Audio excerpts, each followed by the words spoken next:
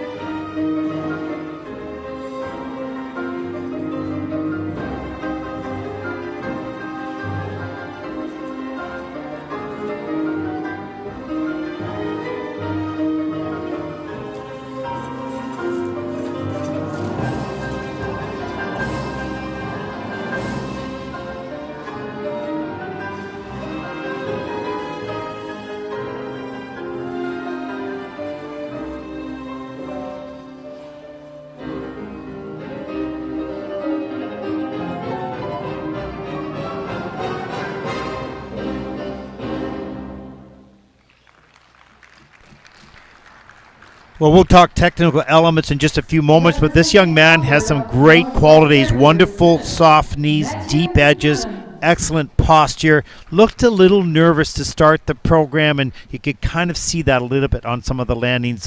Kevin, what are your thoughts?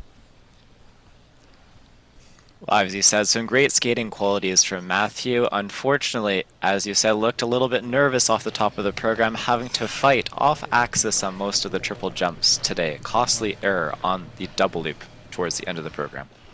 Yeah, you're looking at the double axel here. Matthew learned the triple axel, but not ready for competition yet. I saw that in the Junior Grand Prix in the practice sessions, just not ready for this national competition. Here's a look at the triple Lutz, triple toe loop. The Lutz looked okay. A little bit on a lean there, fights to get the free leg back, and just has to do a 3-turn coming out of that.